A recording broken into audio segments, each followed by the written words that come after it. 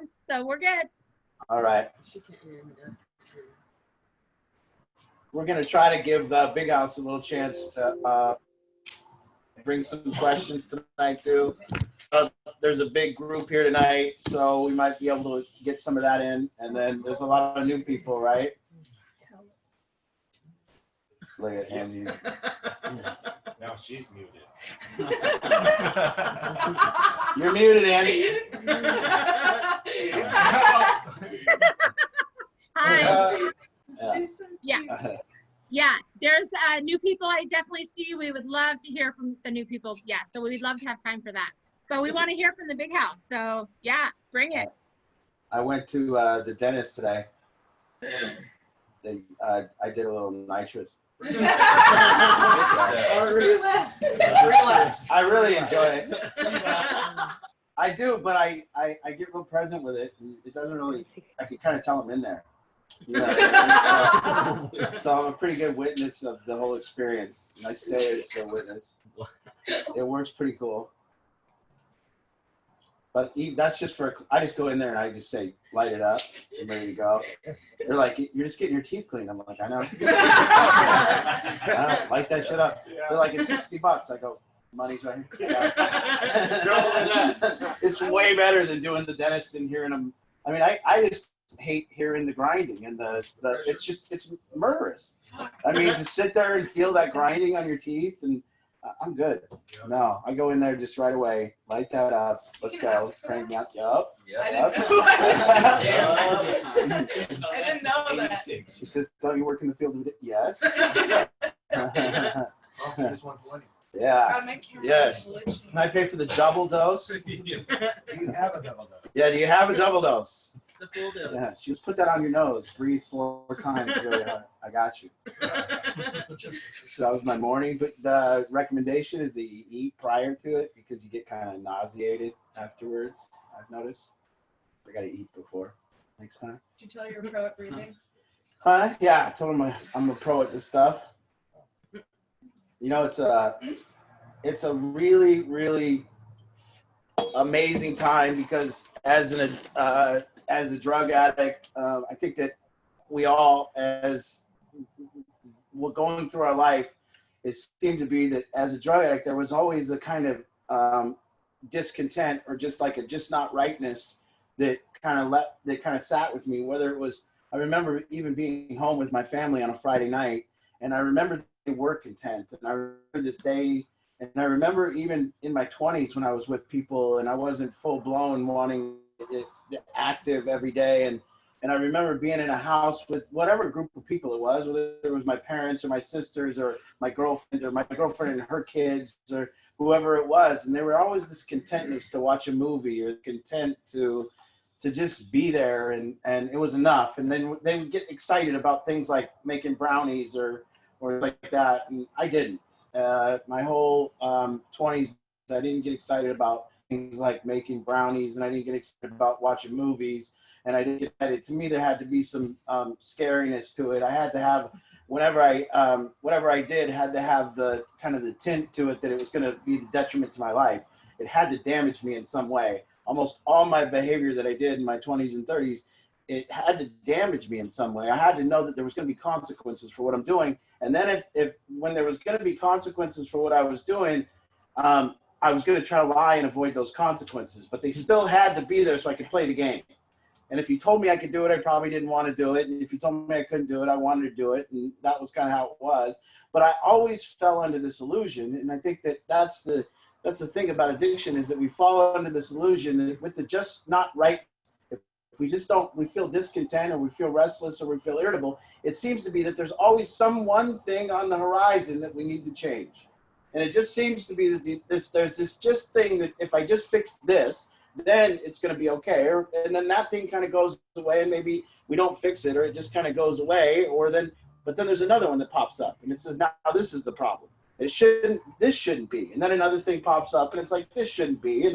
And we're able to our whole life kind of be in this restless, irritable, discontent kind of way, but we always got this thing right here.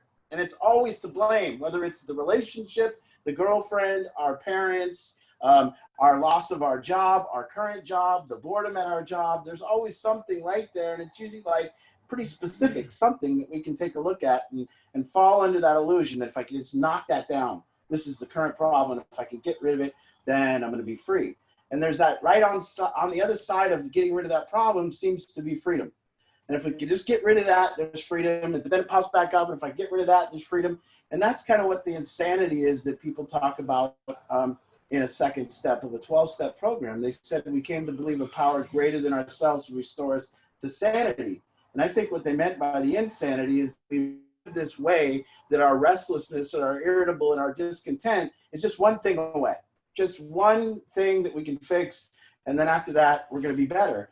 And we never get out of that trap because we just keep falling for it. We just keep falling for that. And I think that this is perfect time in our society or a perfect time in the world to really see that it is an illusion, to really see that we're all out here and we got this thing going on that's called suffering. And now I want to say that, I've been really looking in ever since COVID happened. I've been really looking into this suffering, and I want you to know that you can't suffer. So it's not that we get to suffering. You can't see it. So how would we know if somebody was suffering? And I really got into the place of this thing that I see now that no longer do I see the suffering, but I see a behavior that is supposed to take away the suffering. So we see all this behavior that's showing up now that's supposed to take away the suffering, but I want you to take a look. All the behavior that we're seeing that's supposed to take away the suffering, the reason you know that it was designed to take away the suffering by the person is that there's not really accomplishment to it, and it's always dangerous. There's always a detriment to our life. So if you really look and see the volatility of the world and all this behavior going on with no particular outcome, no particular strategy to it, just kind of like doing things to do things. Well, that's kind of like drug use. That's kind of like, and so you see all this suffering going on, but then now there's intense home gambling. There's gambling in people's homes. They're gambling online at a higher rate. There's going down to Seattle and damaging things. There's drug use going way up. There's all these kind of, there's yelling, there's screaming, there's anger, there's resentment, there's the news, and there's battling on the news. And you can see that all those behaviors and everything that has come, you see there's no strategy behind any of it. There's no peace and there's no calmness. There's nothing. There's just a reaction. So there's the suffering, the indicator that there's suffering is reactionary. There's all this reactionary behavior happening, kind of like this happened. So you can kind of see that people are all, not just drug addicts anymore, people are all restless, irritable, and discontent. So now everybody's restless, irritable, and discontent, but it's a great time to see that it's an illusion, because I want everybody to kind of take a look and write down everything that's got you restless, irritable, and discontent. Kind of just take away everything right now. If you look out there and see everything the way that you think it should be, and just make your list of how it should be. And if you make that list, what you'll start looking at is you got a lot of work to do. That list is endless. That the way it should, I find myself throughout the day, like having this imaginary talk with a group of people that I want to tell they are wrong. By myself, having an imaginary talk with a group of people that I'd like to get in front and go, you guys are crazy. You're insane. You shouldn't be behaving this way. And I find myself not just one group, but I want to go in front of the cops, or I want to go in front of anyone, and the Republicans or the Democrats or whoever it is on the news. And I always think about the people on the news. I want to tell them how crazy they are, because they all work for a channel that takes one side. And I want to tell them you're crazy because you're working for a channel that's supposed to be news, but you're taking one side. And then I want to tell the people down here crazy, and I want to tell drug addicts on the street they're crazy, and I want to tell people that wear masks are crazy, and I want to tell people that don't wear masks are crazy. I want to tell everyone they're crazy, and I find myself really suffering from the insanity of the way it is, and my illusion that what would make me happy is to change the way it is. And that's kind of the cause of suffering in any kind of spiritual program, anything. That's what it is. It's this desire that it should be different. And that's what it is. So we get to a place as drug addicts where we admit that we suffer from the way it is. And we admit that we can't manage the way it is. Give up. That's surrender. So surrender means I give up trying to change the world. I give up trying to do things, control things that I can't control. I give up trying to make a difference without a strategy. I give up just reactionary behavior. And I see that that was always insane. That I tried to dominate people, that I tried to yell at folks, that I tried to control them. And I did that all under the premise that if I could just fix this person in front of me and they were different, then I'd be happy.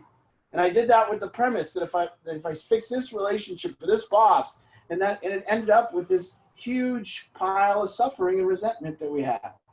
And you can see right now, isn't it? It's pretty clear that none of us here can fix the way it is right now. You know, it really, if you look out there and try to just kind of everybody on here can make their own list of how they think it should be different. And as you see, you don't even have a strategy to make that happen. So if you don't have a strategy to make it happen, then you're probably just going to go do a detrimental behavior that might hurt somebody else.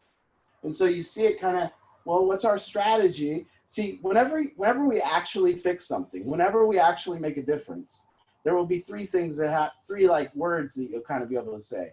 Whenever you've made a difference in your life, whenever you've actually changed something, you've fallen under the guides of ready, aim, fire. It's kind of how it works. So whenever you want to make a difference, it's kind of like, I want to make a difference. I have something I want to achieve. I want to change something out there in the world. But see, the changing of that out there in the world can't be dependent upon the insanity that if I do change it, it's going to be different. If I do change it, then I'm going to be happy.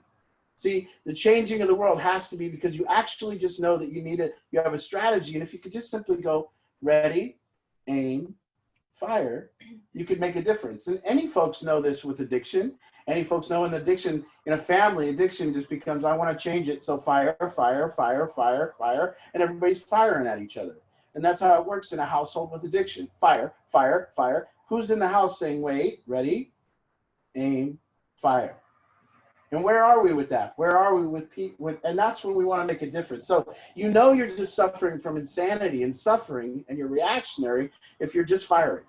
And we're just out there firing, firing, firing. And whenever we just fire without ready aim, there's always a backlash to that. There will always be something coming back on us that we didn't see as a repercussion to our behavior. So we really see that hopefully everybody, getting to the point is, when we get to this beautiful thing like the serenity prayer, you know, this beautiful area where we arrive at some kind of surrender, and we'll see that out there, that if we did change the world, we would have 10 more things that we'd want changed immediately. And this endless list of changing the world will never happen. And now there's so much to change that you can't even really see that. You can kind of see it's an illusion, that there's just too much. You know, it really forces you back in. And if you let it force you back in, you'll see the answer. And you'll see that the only relief that one could get, especially right now, is the same program we're asking you all to work here. And the only relief that one could get is intentional presence. That's the only relief here to be had. That's the only sane place. The only sane place is where you take that breath and you intentionally get present. And that's what Eckhart said, and that's what the Buddha said, and that's what maybe the Christian way would say, to find that place of calmness inside of us and to find presence. And that's actually really, but I find that people won't turn to that solution until the illusion is gone. Until the illusion is gone, that the world won't make you happy, you won't turn to the solution of intentional presence. You will keep fighting that, and that's why people don't surrender. They keep fighting that and fighting that and fighting that until they get to the point where you'll realize that one day, she ain't going to change. He ain't going to change. They're not going to change. You'll realize that what you're really suffering from is not the way it is out there. You're suffering from your interpretation of the way it is. You're suffering from your opinion about the way it is. And as you realize that, you surrender. And as you surrender, you'll see the solution of intentional presence. Now, I want to make a distinction between intentional presence and distraction. Because some people go, you know what, I can't take any more of this bullshit. I'm going to turn the news off and I'm going to play my game for 14 hours. That's not it. I'm going to turn this news off and I'm going to go work for 15 hours. That's not it. I'm going to go garden. I'm going to go run. I'm going to go use something. I'm going to draw. That's not intentional presence. Intentional presence says, I take a breath and I try to clear this mechanism inside of my head. I quiet it on my own with the use of nothing. You know, watching television isn't presence. That takes our presence. That sucks us in, and we're actually not present. We don't know what's going on in the room. We don't hear people talking to us. Our awareness is gone, and it's sucked inside the TV. If you're playing a game and you don't hear people and everything's sucked inside in the game and you don't know that's not presence either. So intentional presence is done all day, every day, and it's just a breath. It's a breath, or it's a listening, or it's a seeing, or it's a tasting, or it's a touching, or it's a smelling. It's saying, I'm going to smell this flower, smell this coffee, and I'm going to shut my mind and the thinking off. I'm going to get rid of the past. I'm going to get rid of the future, and I'm going to find relief there. I'm going to find relief outside the thinking. So it's this intention that I now make as my number one priority. This intentional thing that I do to clear away the thoughts and the world and the insanity. Not I'm going to think about it and try to find a way to fix it. Not I'm going to talk myself into liking these people. Not I'm going to, no, nothing, silence. Not chatter with chatter. Not fighting the chatter in our head with a different source of chatter, but complete silence to the point where you can get down with the outer world, touch it, touch out there, be in here and be aware of it all. You know, that kind of, I'm aware that I'm aware. Yesterday, did you spend any time aware that you were aware? And it takes something to say I'm aware that I'm aware. Here I am, aware that I'm aware. Aware what? I'm aware of everything. I'm not thinking of something. I'm aware of everything. I'm here, right here, outside of my mind, outside of the thoughts, outside of the self. Here I am. And I come out when I do that with a breath. And I can see that as the only sane answer to the suffering right now. Anything else is going to leave you in some sort of detriment. Anything else will leave you using. You know, you see your family and you see somebody that's using a game. How fun is that to sit in a room with somebody that's using a game? They just stare at that thing. How fun is it to watch TV with somebody who's watching TV, not to enjoy the popcorn and the atmosphere and looking at each other and smiling. You know, the beautiful thing about watching a movie with somebody is when you turn and they turn and you smile at the same thing. But not watching TV and getting sucked in there by yourself. Not 14 hours or something. Let's watch a movie. Let's all enjoy it together. Make the popcorn, bring it over, sit with each other, put the phones away. That intentional presence is the only solution to everything that's going on. By the way, if there's another, but by all means, if you can make a difference, great. If you want to make a difference, great. But I will argue that we only make a difference when we have a strategy. I will argue that we will need some sort of thought pattern prior to just firing our guns. We're going to have to say ready, aim, fire, whether we're talking to our addict kid, whether we want to make a difference politically, whether we want to make a difference with our brother or our family members. There's got to be a strategy behind it, what we call an approach. What is my approach to this situation? So I see in all that, there's some deep suffering, COVID and everything. And the beautiful thing is that we can all agree on it now. I think before this, there was drug addict suffering, but not these normal people. These normal people got it all together. These normal people, they just go to, no, I don't buy it anymore. I don't buy it because now the normal people are flipping the fuck out. The normal people are angry. The normal people are using whatever they're using. See normal people play 14 hours of Woody Puzzle. I've seen normal people watch 9 years of Game of Thrones in 2 days. Yeah. I've seen normal people that, and then can you not use? Can you see all this and then hear it in your head and have it in your head and know that your head's saying it should be different than it is? You have desire for it to be different. There's wanting it to be different. And then we either go out and indulge in that insanity and act it out, or whatever it is we want to do. And then maybe there is some ready, aim, fire in just a simple protest. That's true. So I'm just going to go down here because I want to be a part of it. I don't want to miss this, and I want to show my support. That's ready, aim, fire. Probably goes past there, though, when you're going down angry or violent. So that's what we're seeing. Just this, and we have this beautiful thing that we're here requesting people to use. And now I'm here asking and imploring everybody to use it. Did you sit in your chair for an hour and force presence today? Did you intentionally just be where you were at? Intentionally clear away the past and future, kind of a living meditation.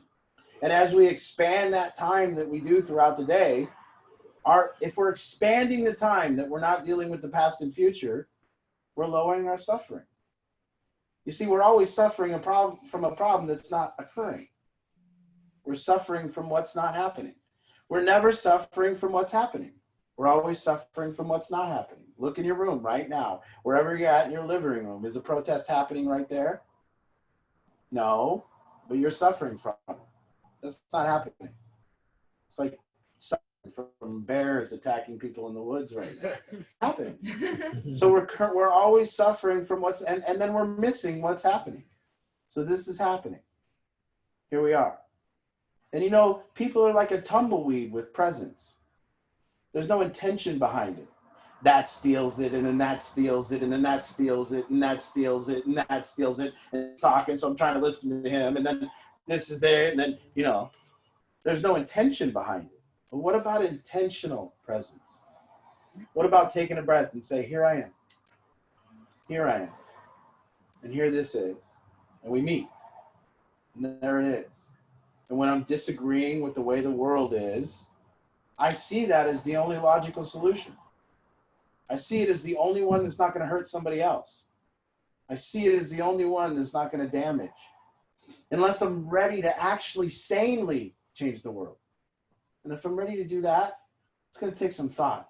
It's going to take some strategy. It's going to take some power. It's going to take me actually committing to something like meetings every night or whatever it is I'm going to commit to make that difference. And I'll challenge anyone that wants to, you know, make a difference right now. Let me see you in 3 months. You think you're making it? Let me see you in 3 months. You want to commit to this and you want to protest? Let's see you in 3 months. Let's see if you're still down there. Let's see when you got to go back to work and you're not on unemployment. And let's see, because that's commitment. And if we're going to make a difference, we all know here, you have to commit to it.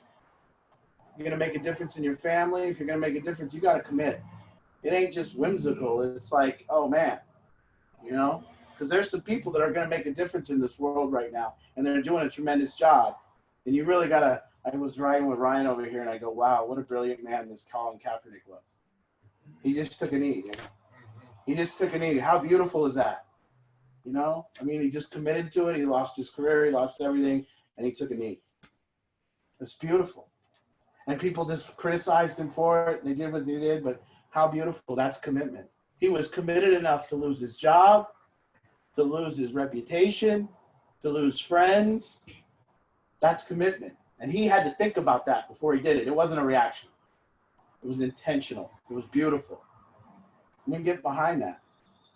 So I think that I want to make sure, I just want to say maybe it's possible that people are doing things just to take away their own suffering, but it's just an illusion. It's not going to work. Maybe we've all tried that. Kind of like drug use. It's going to take away my suffering. It's an illusion. See, no matter what problem we currently have, isn't there always another one coming? Has there ever not been? So it's so beautiful in a time that it's a beautiful time for Battlefield, because that's all we're about. The elimination of suffering. Now, I don't know how that looks in making a difference, but I do know that if that's what this is about, then here it is. And I say it's possible that our elimination of suffering will come only when we take the step of intentional presence. Without that step and without that work of that active part of your life where you're actively, intentionally being present with the current moment of life, agreeing with it, not disagreeing with the current, that's not presence. Presence says, here I am and it's all good. It's beautiful. Look at it. Presence doesn't say it should be like this, and that's not presence. That's something else. It's this beautiful agreement where we go, oh, here it is. 3 billion years of minutes. I agree with this one. It's beautiful. What should be happening. And there, right there, as soon as we agree with the current moment, there's no suffering. None. There's gratitude. Here it is. Isn't it beautiful? What else? How could have all this not happened? What would our lives even be without this? This whole experience is just brought depth to all of our lives. It was just a constant, everybody going through the petty pace of life and looking good and being go to work, get off the floor, make some dinner, skip that day, watch a little TV, boom, boom, boom, boom. But look at it now. Kind of a waking up for everybody. Just a big timeout, followed by violence. Mhm. Now there'll be another. It's really beautiful. So if you're new, this is what we're about. Hopefully that you can see that we do have a solution, not to quit drugs and alcohol. The solution that we have is to not suffer. Hopefully that'll eliminate the detrimental behavior in your life. If you find a solution to not suffer, why would you do any behavior that would damage you? See, only suffering would cause a human being to do behavior, and nobody's stupid enough to think it's not going to damage them. Nobody's stupid enough to think the donut ain't going to have consequences. Nobody's stupid enough to think that the late night eating isn't going to cause diabetes. Nobody's stupid enough to think that cheating on their wife is going to be good. Nobody's stupid enough to think that gambling all their money away is going to work out. Nobody's stupid enough to use drugs and alcohol and think they're not going to end up in jail, institutions, and death. It doesn't work that way. And everybody knows that. We knew it before we took the drugs, didn't we? There was no illusion that it was going to work out. We didn't take drugs thinking I'm going to do it. We took drugs and said, I give up. We took drugs and said, I give up. I give up the insanity of trying to make it different. And this sane idea that I take drugs, boy, didn't the drug it made it all right. That the drugs just gave us a perfect agreement with the current moment. This is how it should have been. This is it. It's beautiful. But it's detrimental. It comes with extreme damages. Every behavior that we think is going to take away our suffering will come with damage. Everyone. I know men that are mad at their wife because she gardens too much. I know wives upset at their husbands because he works on cars too much. You don't pay attention to me. Shopping. People can't wait for the shopping to start back up. I bet Amazon's like the king of the world right now. Just order shit, showing up. Amazon's just working all day. I don't think so. Grubhub, Amazon. Jeez. It's Grubhub, Amazon, and any man that was a plexiglass salesman. You know what I mean? I'm so pissed I ain't a plexiglass salesman. He's just sitting there. He's been selling plexiglass his whole life. Now sales have been real low. Now he's like, I'm a genius.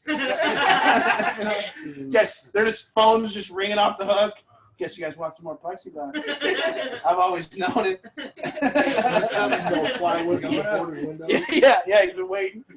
The guy selling 8x5, 8x4 plywood. Yeah. Here I am. I knew it. You guys need any more plexiglass? All right. Going to every casino, every single bank, every single restaurant. Oh yeah. Jeez. It's beautiful. So here we are. Open it up, Ange. We'll start taking some questions. Hey, okay. So let me just remind you again, if you have questions, sharing, anything, all you're going to do is click the raise your hand feature, or you can wave your hand to get my attention. I will find you. Don't give up. There's a few different screens, so sometimes it takes me just a bit. Yeah, we got you for sure. When it goes dim. Who's that? Oh, was that you, Art? Yeah, so who's first? I'm gonna come around and pick the new people if we don't have anybody first. I see a lot of great new faces on here tonight. We got 2 today. Tony's been on for a few weeks now. All right, Taylor has a question at the big house. We're gonna go with Taylor. Okay, I have two questions. Okay. But so to rid ourselves of that illusion, we need to surrender. Is that the answer? Like, Well, I think if you see it as an illusion, that is surrender. She said to rid ourselves of that illusion that we'll be happy when we fix this or whatever.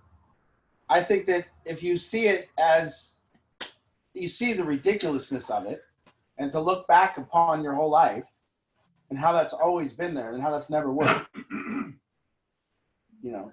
And then you said in the very beginning, you said something about like we don't see suffering. Are you talking about we don't see suffering within ourselves? Because you've said before you've seen people suffer greatly. Okay, so she asked if what I mean by you don't see suffering. Because you can't really tell a person that's sitting in their house, you don't know if they're suffering or they're sitting in their house. You can't really see it visually. So you can't see somebody walking down the street and go, wow, that person's suffering. It's only when you see them sucking on a meth pipe around the corner by a dumpster to try to feel differently than they did, that you would go, wow, they're suffering. So, and it's only, you don't see, somebody could be at the casino and you don't see it, oh, they're fine. A guy could be just walking around the casino and you go, oh, he's just, dude, he's having an ice cream and he's watching his wife. But maybe his wife's suffering because she's just dumping every bit of money that they have into that machine to try to feel different.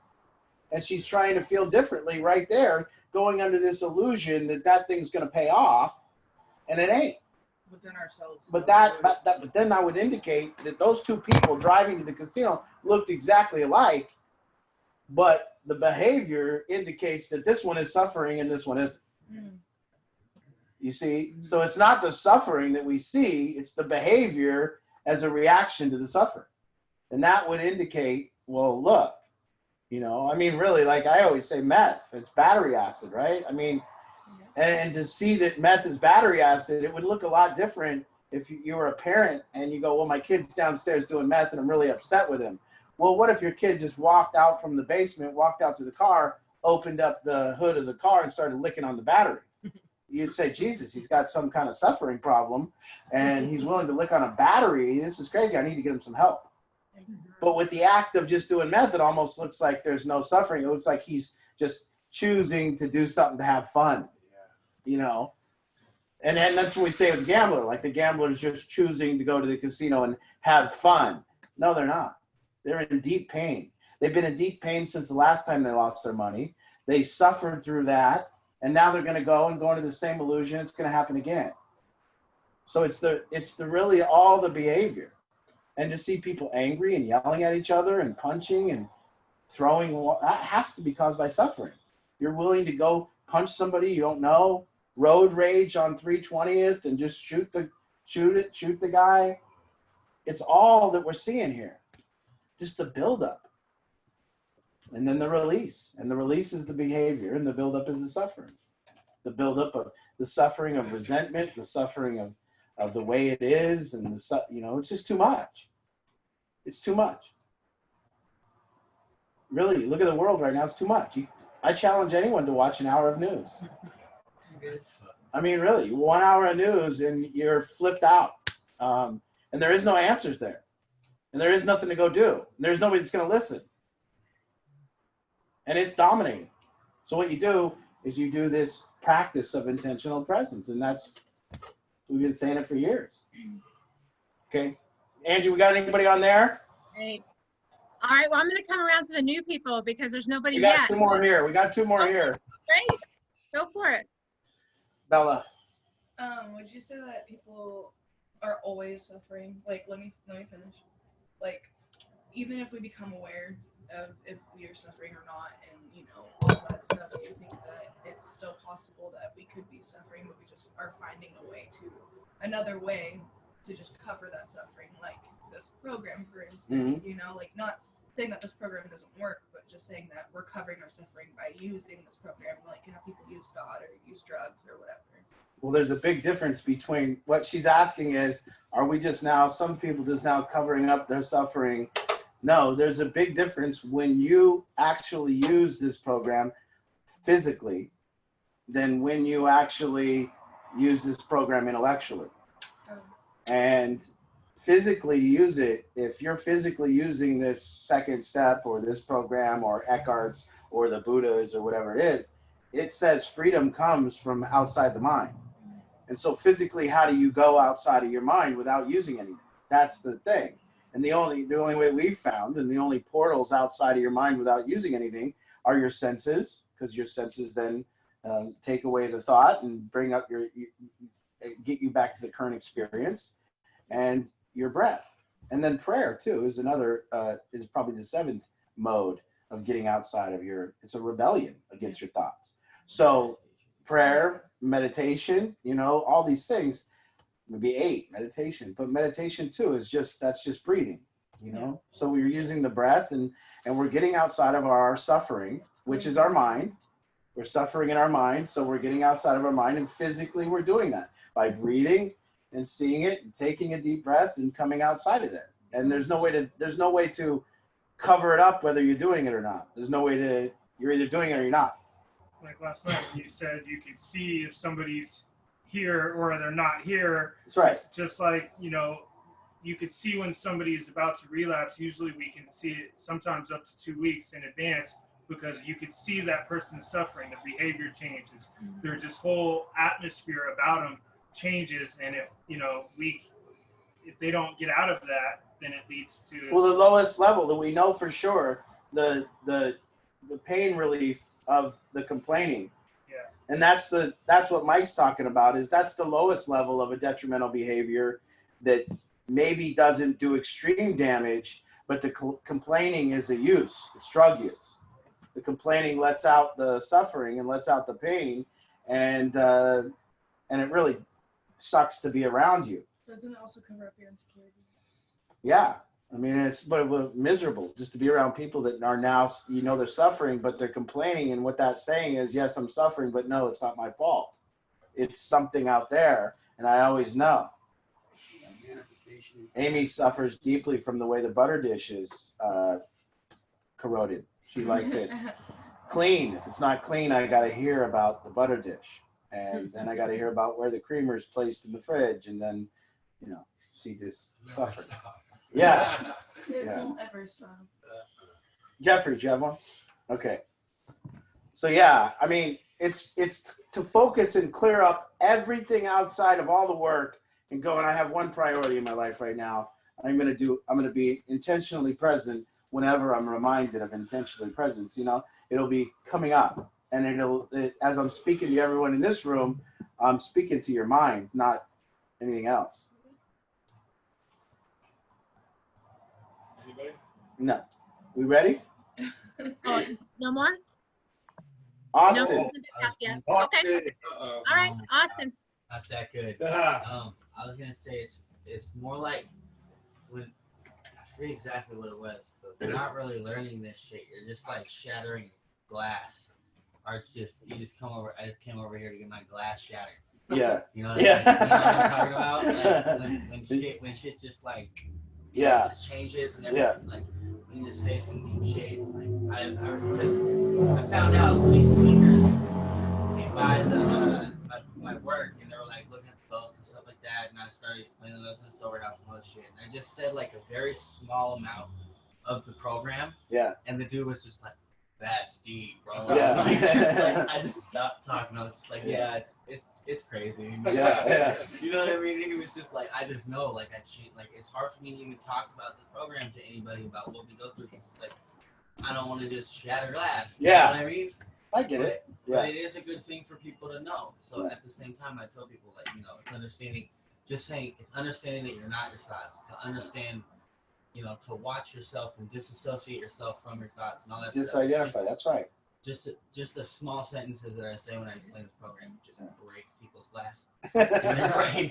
That's beautiful. Yeah, I like the truth shall set you free. Yeah. We got anyone next on there, Ange? Let's start interacting. I'd love to go around and Okay. say hi to some new people. Okay. Yeah. Hey, Kim Wilbur. Can I put you on the spot first? Hey, this is your first solution group, right? Yes. Awesome. Can you hear Welcome. me? Yeah, I can. I'm from Kent. Great. And what brings you here? Well, I'm investigating my family utilizing this. I don't know what y'all are yet. I don't want to call it a group because it obviously is more than a group. It's something different. But somebody told me about y'all and just said, hey, just take a look at it. And for a situation in my life, I'm now investigating this as a possibility. Perfect. I don't mean to sound funny, but I'm not the only decision maker in this decision. So. Well, I'm really glad you made it. I think we talked maybe a couple months ago, and now we're looping back around, and yeah. All right. Yeah. Yeah, Thank Monday's you. perfect. We'll get your consultation, and Been investigated several times. I don't like it. My word scares. Yeah. you know, I Thank love you. it. Look I into it. Yeah. Don't investigate. literally 100% of the families we work with came about from somebody that told them about Battlefield. I mean, everybody, how'd you hear about us?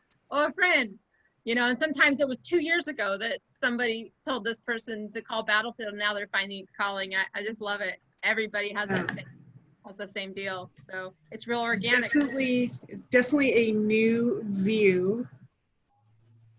And while I say that, at the same time, everything he was saying is what every person goes through, just on a different subject. So it was interesting to go, wait a minute, That's right. kind of all in that situation.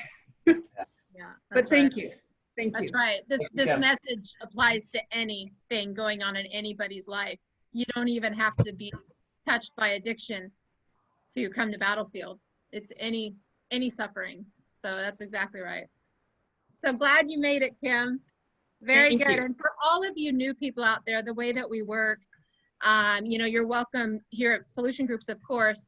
The most effective way that we can help is by booking a private consultation. You know, consultation allows us to sit down with you, and that's for mom and dad, not for the loved one or for the siblings or whatever, but it's not for the person struggling with addiction. A consultation is for the family members. And that's kind of where we start. And, you know, I always tell people it's not going to be a quick recipe like, here you go, here's what you're going to do to fix your addict. It's going to be what Art just said, the elimination of suffering. This is here for you. And, you know, Art, when you're talking about ready, aim, fire, I thought, oh my gosh, that's exactly what a consultation is.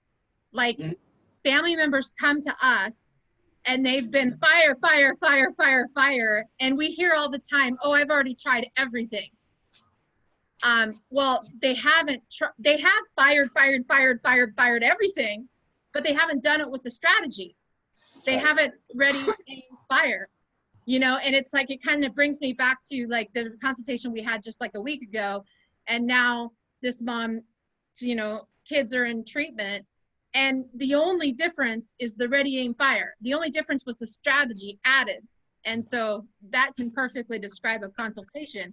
Just allows us to sit down with you and get a snapshot of the situation so we can identify a starting point and kind of help you navigate with a strategy, one move at a time. But it's so much bigger than that now, which is, you know, this message of eliminating suffering.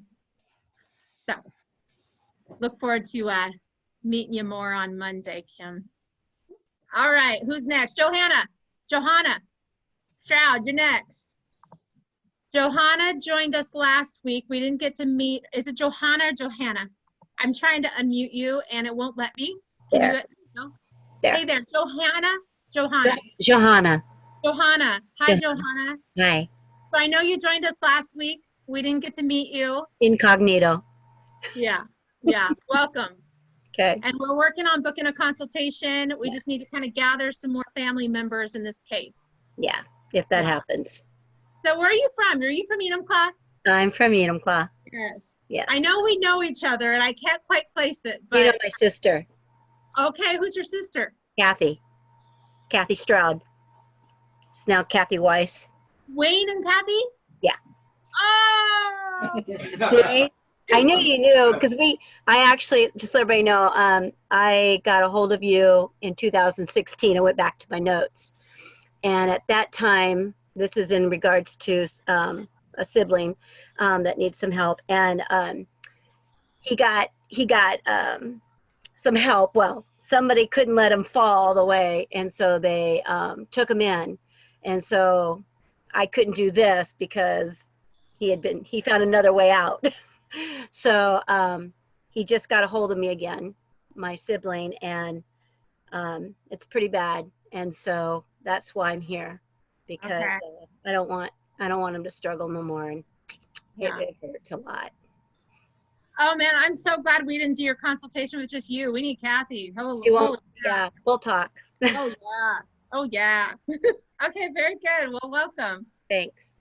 Glad you're here. Small world. All right.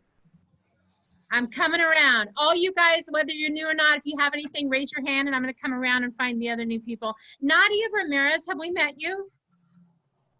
I keep seeing your face and I feel like we haven't met. I haven't met you. I met Art today. But yeah, I'm an outpatient.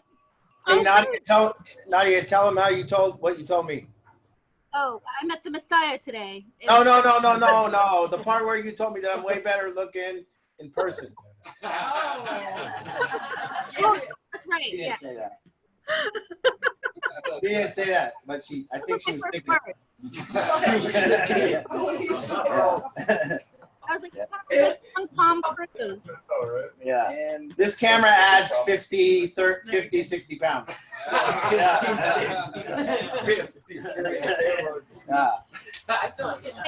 Yeah. This camera adds a second chin. It's a mess. Yeah, it makes me look a little pale. It adds a second chin. Yeah. Yeah. All right, let's see. I saw Nanette Smizer's in the house. Welcome. Hey, Nanette. Good to see you. Haven't seen you in a long time. I could have missed you on here, but good to see you. Who else is out there? Did I see Tracy? Tracy, can we introduce you? Where'd you go? Oh, I lost her. How many we have on there tonight? Tracy, 74. Hey. So we must have scared some people away last week, because last week we had like 93. So I think we scared some people away. Hey Tracy. Hey, I want to say I look better in person also. All right, we agree.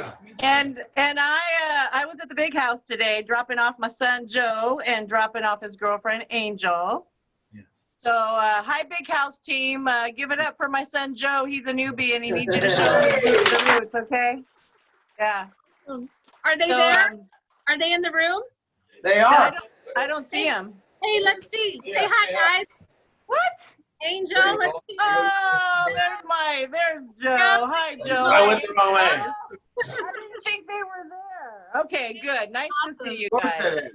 Yeah. Nice. So Very can good. there's one thing I want to say, and it's kind of hard to shut me up at times, so just let me know when you're cutting me off. Yeah. But one of the things you said, Art, that really, I have just a really quick and simple, shortened version. When you have 1 foot in the past and 1 foot in the future, you are pissing on today. We've heard that. And I just love that because it's really kind of what you're focusing on, being present, taking a deep breath. And that is the thing that popped in my head. So I just wanted to share it. Beautiful. Quit Awesome. pissing on today. I'm glad you're here, Tracy. And Becky Wiggins is on tonight, and Yes. she told you about Battlefield. So She did. It's been a few years. She invited me up to a meeting, and I live in Thurston County, and I remember going, "Oh my gosh, I'm not going to drive that far." It's a whole hour. So it's funny how when you get that the ready, I was able to call, and the aim and the fire kind of just fell in place. Actually, Angel and Joe are ready. And I'm lucky enough I was able to aim and fire and get them up there within a week. And I'm very thankful and grateful both to my son and Angel for making this big step. Beautiful. awesome. Right on. Thanks, Tracy. Hey, really quick, I want to make sure that, I don't, there's a lot, I always find this is the oddest point. Here's the oddest thing, that the indulgence. When I'm sitting here saying presence and intentional and the breath and having to do it, I'm baffled by folks that don't want to do it, but I'm not really. You know, for me, the illusion fell down and the surrender was there, and it came 5 years into sobriety. So I didn't use this stuff that I'm currently teaching until I was sober for 5 years. You see, I went for 5 years under an illusion that I was going to take, I committed to drugs. So it wasn't about quitting drugs for me. For me, I had committed to drugs in 2011 that I would not do another drug in my life. And that was 2011. And that was set in stone already. And so then I set out on a path to get stuff and to actually do all these behaviors that would make me feel better than the next person. So you all right, kids?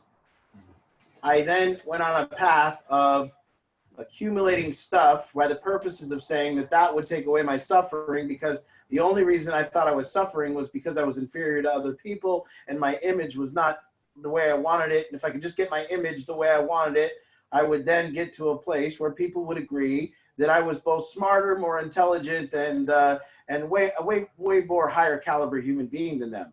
And I went out with that illusion, and I went that for 5 years of getting homes and businesses and everything. It was 5 years in or 4 years in before I started this intentional presence to get relief. You see, I hadn't had any relief. I was still on that illusion, and it was Eckhart Tolle who said that we could get this relief this way. And I'm baffled that I didn't need it sooner, and I made it without using drugs, but I was accumulating stuff. So it was kind of like short-term relief. You know, you get the new thing and it lasts for a little while, but I'm always baffled that people won't just try this, but I'm not, because really the reason people won't try it is because of the ingrained way that we have thought and we've been trained to think. We have been trained to think this. We have been told since we were little that we don't have enough, that we're not enough, and that we need more. And the answer is always going to be more. And then we just continue down that path of self-obsession.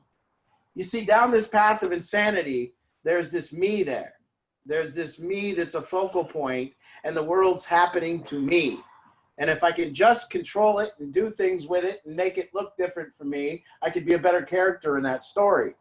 And that insanity failed me finally at 4 or 5 years sober. And it was very easy for me to drive in my car, to go everywhere all day and breathe all the time. And that's what I did. All the time, all day. It wasn't like some of the time. It was all the time, all day, trying to get relief and trying to get the past and future and my image problems out of my head. You know, I always had image problems. I had this problem that my image wasn't as good as I thought it should be. I had this problem that if I spoke to a group of people last night, I didn't say it right. So then I spent the next day worrying about what I said last night, why I didn't say it right, and all that. And I should have said it better. And next week I'm going to do it better. So let me start preparing so they know that I'm really the fucking coolest guy they ever met. And those image problems lead to the insanity. You will be insane trying to fix this image. And what you will end up doing is a detrimental behavior that relieves you of the thoughts of your image, whatever that is. You see, nobody at the casino losing all their money to a slot machine give a shit about their image. Those thoughts of our image are gone. Nobody nailing down 12 donuts at 9 at night is thinking about their image. In fact, they're getting relief from their image. Nobody cheating on their wife in a hotel room for that half hour they're with that person that's not their wife having sex. They're not thinking about their image. They're actually relieved from thinking. And nobody doing heroin is thinking about their image. When the heroin shot comes, we are relieved of thinking about our image. So it always baffles me that human beings will not just see the simplicity of this and do it. You know, there's people on here right now tonight that are going, yeah, I kind of buy what he's saying a little bit, but my kid, I'll do it after I fix my kid. After he gets the treatment, see, that's the illusion. Because as soon as they get their kid here, then they say, well, what are they worried about? Well, now he might leave. And then after it's he might leave. It's like, I know, but he doesn't have a job yet. Then after we hear that he doesn't have a job yet, I don't know, man, how's he going to get to work? They're never relieved. It's the same illusion that parents are going to go under that I fell under. So it always really, as I sit here and employ people to do a practice of forced presence, and it's not just that, okay? The intentional presence and the forced presence and the doing it and the coming out of your mind and the clearing the mechanism and the sitting and not using anything out there in the world, that's one part, yes. Do that first. Give me a week and it'll change your life. And when we started doing this 4 years ago, I saw it finally. I could get relief from my image by taking a breath. The concerns of self, the worry, they're all still going to be there. I haven't fixed my life to a point where there's no worries. In fact, it's the exact opposite. I worry less now with more worries, where I used to worry a lot with no worries. So as it went, I always thought that it was opposite, but now it seems to me that I should have way more worries than I did when I was 3 years sober, but I worried a lot more at 3 years sober. You're saying it's just way less intense, right? Like, I'm just saying it's an illusion. the worry doesn't just take over. Worry is an illusion too. It's just right there. Smile at it. It's right there. Just there it is. Every time you're gonna have fun, fucking worry shows up. It does every time. And if you don't know what to worry about, just wait. It'll tell you. Laugh really hard, get some joy, and then this thing will come in and say, but you should be worried about something. It's inevitable. Yeah. Inevitable to like Right not there. worry though, right? Huh? It's No, it's not inevitable to not worry. Do the practice. You won't worry. about anything. It's possible. Do I look worried? Not right now. I don't worry as much as you do, Mr. Miller, for sure. Yeah. But I got a lot more to worry about. That might be true. All right, who's next? Seen Art worry in a long time. No. I can't even I don't think. I mean, I can't even think of a time when Art's worried. No. He just I gets smile on at it. fire. He stops, he breathes, creates a strategy, and he just does the next right move. I And have the thoughts of worry. They show up. I smile at them and they go away. We've got two in the lineup here. Okay. Jacob Kreider first. Let me unmute you. Okay, it won't let me unmute you. Can you unmute yourself, Jacob? I got it. Awesome. Hi. Yeah, hey, hello everyone. I'm reminded of the Mad Magazine cover. What me worried? Yeah. Mad Magazine. Anyway, it's curious. You know, I've been throughout the week. I think of questions to ask you, Art, and Yeah. before just like jumping the gun and getting on my phone and asking you, I sit on the question, and you've become kind of this gatekeeper in my mind, to where I know that if I have a question, if I just sit on it, then it'll show up in my life. An answer will usually show up. So thank you for that. Thank you for being that gatekeeper. And I find myself in my head a lot having dialogues with you. And I've been thinking of more and more questions for the future. But so most recently, the problem that's been arising has been, I'm kind of a glutton for information. I take in a whole lot more than I put out. And I mean, I have an addiction to buying books and then not reading them. And this sounds more attractive than being a glutton for food, but it's not at all. If you saw it from my perspective, it wouldn't be attractive at all.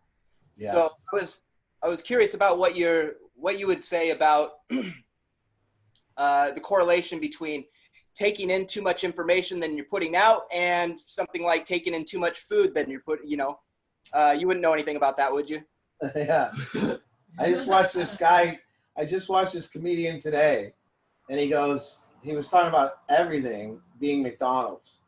He was talking about television programs being the McDonald's of television, and it's all corrupt. And I mean, I think we can get overloaded. I mean, as I want to tell you, I used to be kind of similar, and if it had anything to do with spirituality, I was in a race to know more than anyone else, so I would read it, and I was highly interested in it. And I think that the same solution applies. You know, you can do both. You can overload on information, but you can also go back to step 2 and work it and say, I want relief, and get some.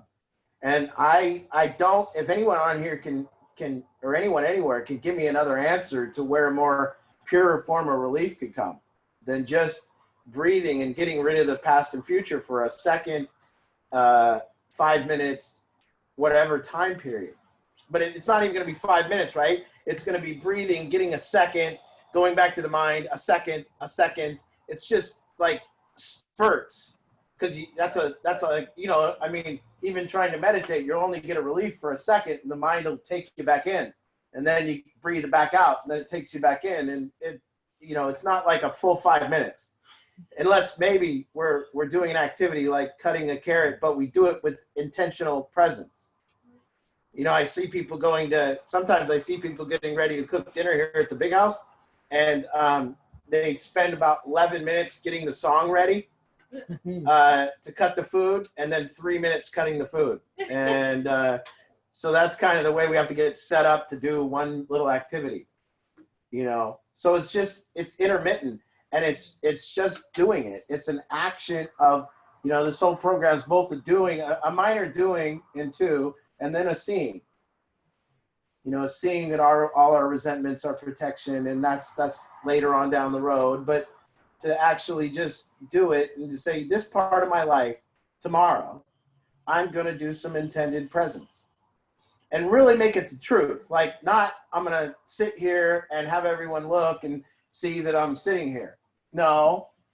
Every time my mind takes me back in, I'm going to breathe back out. And I'm going to look at a tree, or I'm going to look at, you know, that kind of thing. We need these. We need this relief. You know, a crack hit's only about 30 seconds, maybe less. But people buy more and more and more of that shit.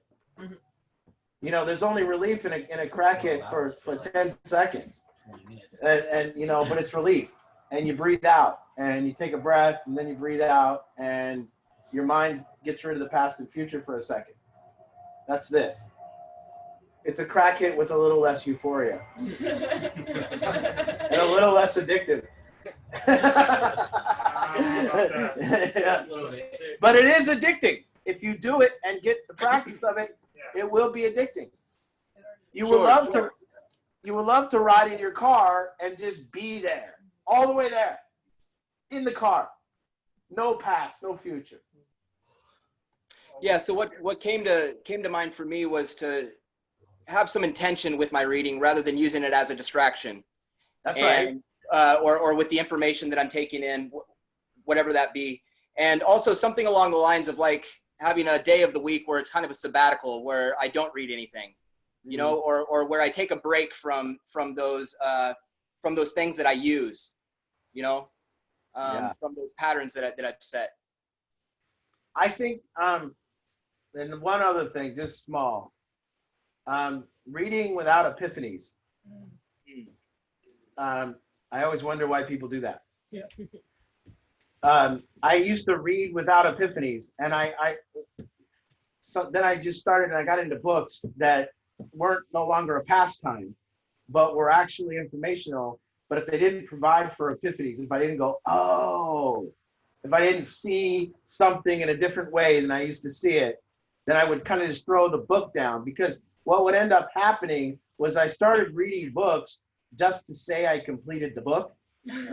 Like, I literally didn't care about the book, but I didn't stop because I wanted to tell people I read it. And I was so interested in that competitive reading. I used to competitively read because I wanted to, if somebody told me that they read it and then I didn't read it, then I felt more stupid or inferior than them. Jesse book. Yeah, so if I wanted to, you know, no, I read that. If it had anything to do with suffering, Buddhism, addiction, spirituality, yeah. But that intentional presence when we do anything, like, I'm not saying gardening is bad, but gardening is a distraction rather than intentional presence with the gardening. Drawing, reading, whatever we do.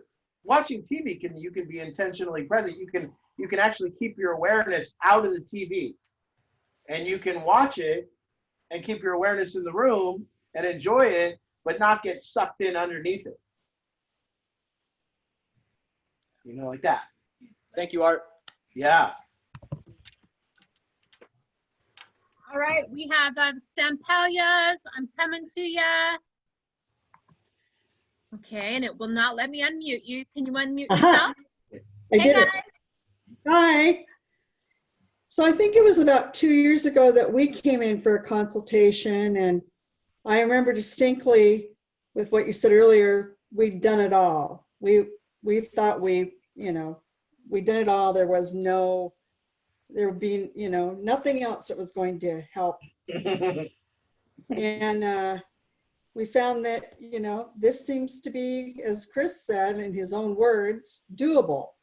He looks healthy, and we just wanted to give a shout out to him and tell him that we love him, and we think it's doable too. We think you guys are good for him, and I told him already that you're going to be his best friends. Yeah. Well, we know about that. I'll tell you what we do here is that we don't operate or even begin to operate under the illusion that we can help someone with their suffering and their addiction until there's been a point of a checkmate. And like we have to play a little chess first. And, the way that you help an individual, or not maybe help them, but get them to apply information that's positive for their life and maybe change a little bit, the way that you do that is with two things. And the first thing that you got to have is leverage. And you just need it. It's not cruel leverage and it's not hurtful leverage, but it's just like leverage. It's just got to be there. If you're pushing somebody a little bit, there's got to be a wall to push them into. If there's not, then you just push somebody away from you. And if people have a lot of space to just go, it's going to take a really highly motivated person to stay, unless they have very little space. So we operate with families first to understand that a human being must be out of options, be out of moves. So we want to make sure that they're out of moves first. And if we start doing the work before they're out of moves, it becomes very, not working. So that's the difference. Is there's most of the people in this room right now have been checkmated, and I know your folks, which means checkmate, and they listen to me more than they listen to you, and after that you're done, and they listen to us, right? And then it's just a matter of time. Just give it time, like Novocaine. It always works. It might, it might need to put a little more Novocaine in there, but it'll work. And so we just give it time like Novocaine, and then it'll work, and there's no way it can't. And seems to be a pretty good little system we got here. So that's the difference. I see people trying to work with drug addicts and they don't have any leverage. Oh, by the way, the second thing that you need is love. You actually have to care about the human being to make a difference in their life, and you can't just tell them you do. They got to know it. They got to feel it, and it's got to be there. So you got to have love for the person that you're trying to impress the change upon, not anger or hatred or frustration or annoyance, even though they're pretty annoying.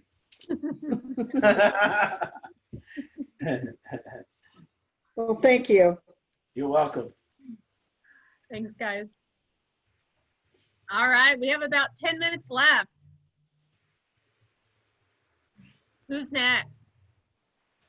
I know there's people that want to say something and they just don't, and they resist. So just go for it, guys. You're in good hands here. Oh, there we go. Molly Hodges, I'm coming to you. Can you unmute? Oh, there you go. Hey. Hi, I'm Bella's mom. Hi, So- Bella's mom.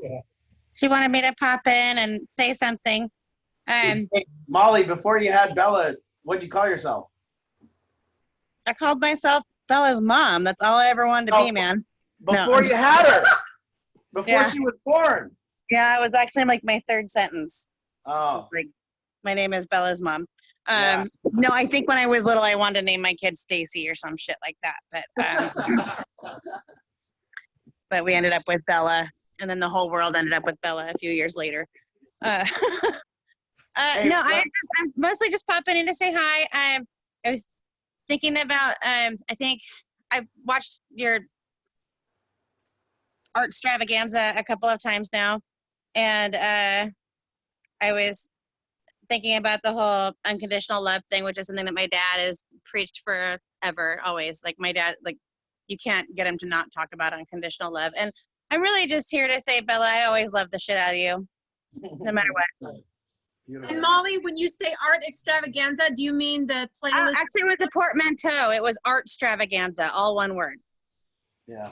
So. Art extra- What does that? Do you mean the recap playlist? Is that what you No, mean? no. I mean, I came to this and Art talks for a really long time.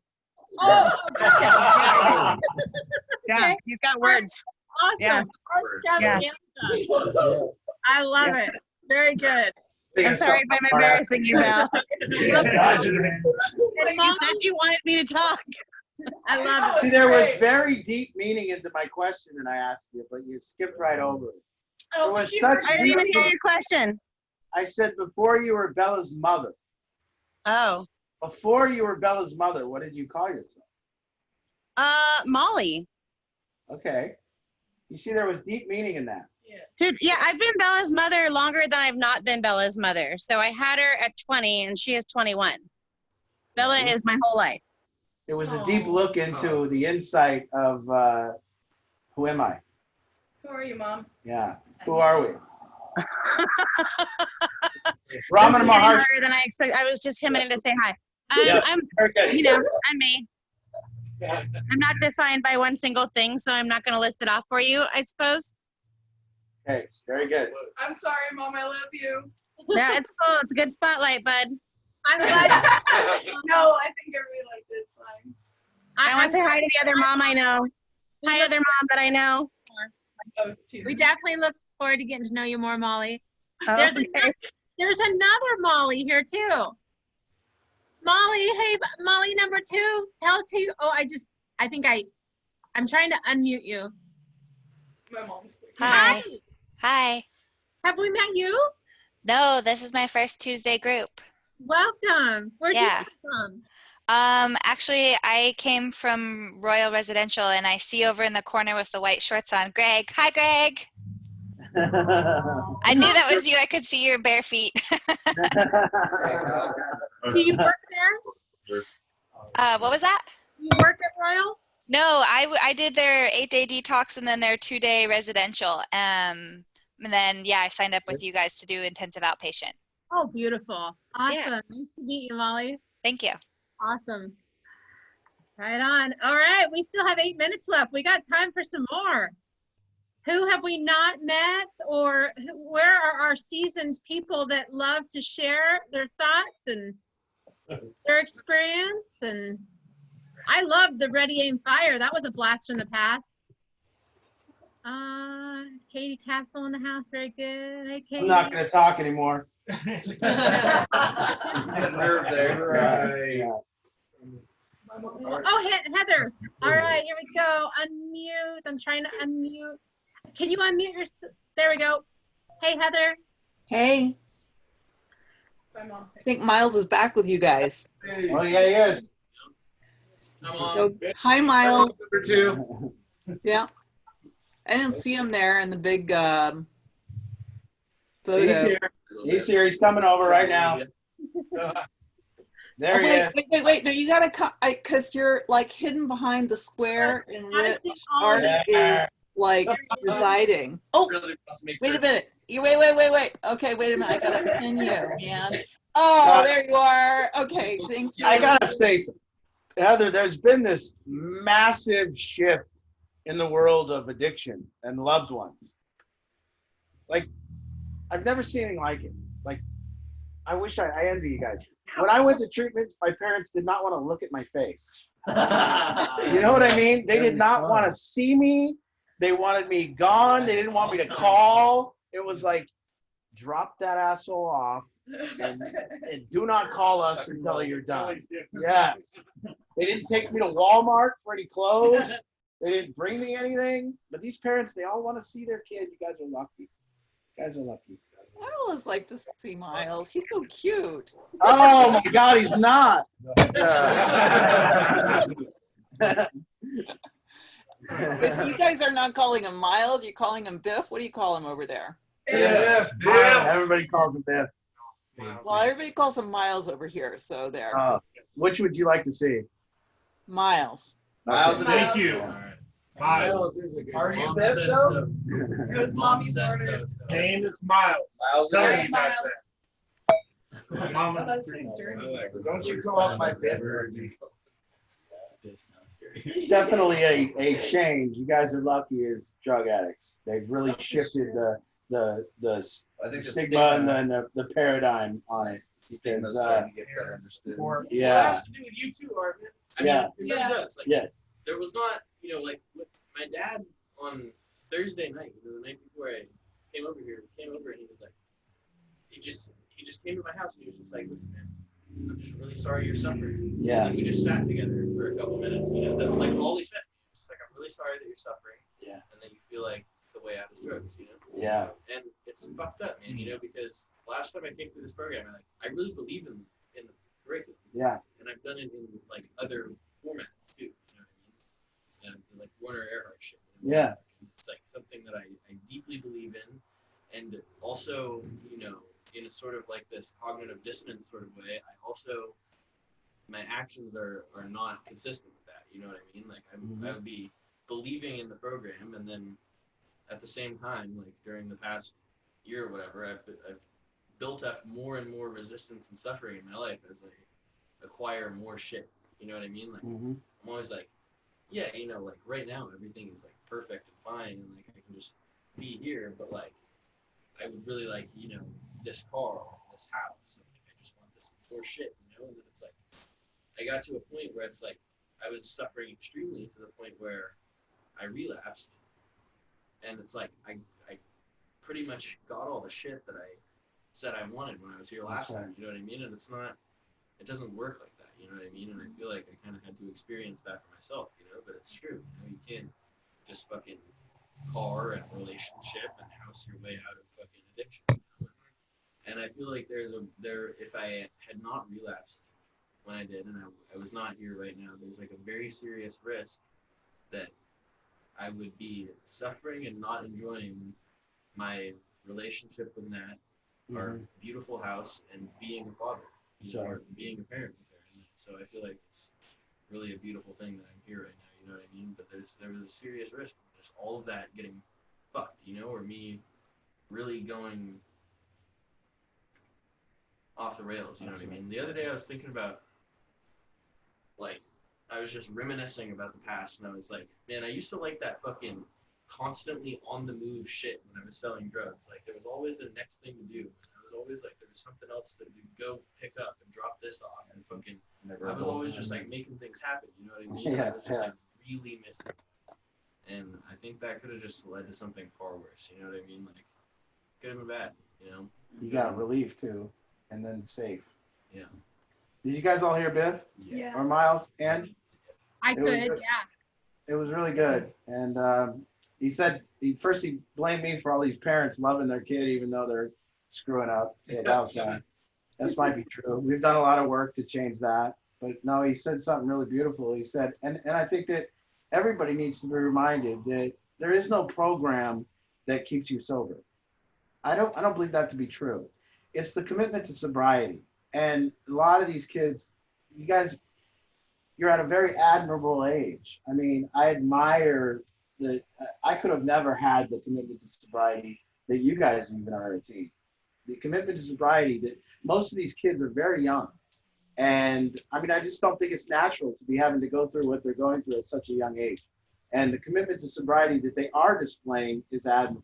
And that's the thing that will keep somebody sober, is a long-term commitment to sobriety. The program is the release of suffering. And we hope you do that. But a lot of people will stay sober just off the commitment. And a lot of people will do a great program and not stay sober because they don't have the commitment. And so we don't have to take credit either way for sobriety or not. And that's not what we do here. If somebody stays sober, that'll be due to their commitment to not using drugs and alcohol. And, and that just intensifies in waivers from time to time. But I think, Miles said it perfectly. He's here, and it's perfect that he's here. And what a good time. He's got a kid on the way, and it's perfect that he's here. And so he said it better than I could. But Well, I like yeah. what you say too, man. Yeah. I like what you say about like 3 billion years of minutes, like everything led up to this moment. How Yeah. could this not be like an agreeable fucking? how can I not agree with this? Yeah. You know what I mean? How can we not agree with it? It's happening. Why not? Yeah, beautiful. Well, you said it one time, you were like, so, because what you're saying now also goes with what you said before, when you said when you have that car and you got everything you want and you got a girl or kids or not or whatever, but you're sitting in your apartment by yourself or a house or condo or whatever, and you got $10,000 in the bank and you have a nice car and you got your TV and your couch and everything, and it's Friday night, what are you going to do? Are you going to be at peace, or are you going to be suffering and lose it all? That's right. It's And almost that's- like that's what you're given. on those Friday nights. It's almost like there's an image game to go play. It's like they're all out there playing that image game. Where am I at? That's that thing that just happened to me when I was like craving that fucking like let's go do this and that shit. I Yes. was like using last time. You know what I mean? It's that fucking just that reckless, destructive like mania that you get into. Just like I want to just fucking go destroy something beautiful. Or, like fuck That's up. right. That's right. That's right. I don't. So we're at 8:30. Art, do you have some closing thoughts? Okay, yeah, we're gonna continue on here after they go to break, but wait until this is over. But I think the main thing that we want to just want to say is that I find it very profound right now that we could all feel restless and irritable and discontent in this time. And I don't think there was time for that before. I don't think that there was time for a person with a job and a car and a family and trying to hold it all together and look good and try to do the day, and this petty pace of life was going on, but people were just in their groove and they were looking good. And then there's been this collapse. And I think that there's just an undeniable restless, irritable discontent on everybody's part. And then as soon as you see that it's kind of undeniable that it exists, that there it is, everything's wrong, look. And then all of a sudden, if you can look at that, you can see that you struggle with getting through an hour of a newscast, and you think everything's wrong, and then you feel it inside. You don't feel right. You don't feel at peace. I think it's beautiful that it kind of forces everybody to see the illusion's gone, because it ain't one thing. You could start writing down everything that's wrong right now. I think it goes on and on and on and on and on. It's not one thing anymore. The pace is fast. And I think that it's just shows up to like kind of drop the illusion that you can solve anything. And if you drop that illusion that you can solve it with some out there in the world movement that makes you happy, if that one thing was gone or two things were gone, you're going to finally be content. That illusion drops away now because it's just not true. And if you see that, I see the only logical thing is to go over here and take a breath. And not a breath like a joke, like calm down, take a breath, but like a breath like that's really has some intention behind it. You know, Amy always likes it, and I don't make that mistake anymore, but I used to tell her to take a breath. You don't do that. You don't do that when Amy's mad. Don't tell her to take a breath. I'm talking about taking a breath when you're in the store. I'm not talking about after you're angry and just trying to take, no. I'm talking about all day, every day. I'm talking about making breakfast. Intentional presence while you're making breakfast. I'm talking intentional presence when you make the bed. Intended presence when you vacuum and you do the beautiful lines and you look at the lines in the carpet. That kind of intentional presence as relief, as this is the only way to get relief. The only way. There is no other way, and everything else might be using something. But the purity of that, the purity that if I can just get rid of the past and future for a minute, there's relief there. And it's no suffering in now. There is no suffering right here with presence. Our presence doesn't suffer. Our past suffers, our future worries, and we suffer from that. And that's what drug addiction is. It's trying to get away from what's not happening. We worry that something might happen in the future, and then we do drugs to not worry about what might happen. That's the insanity. And the insanity that we can control it and take it away by changing something out there. And as drug addicts, we get this beautiful opportunity to see that it's not possible. And as we get this beautiful opportunity to see that it's not possible, we surrender. And then that's when recovery begins. And it's time for everyone now to recover, because everyone needs to.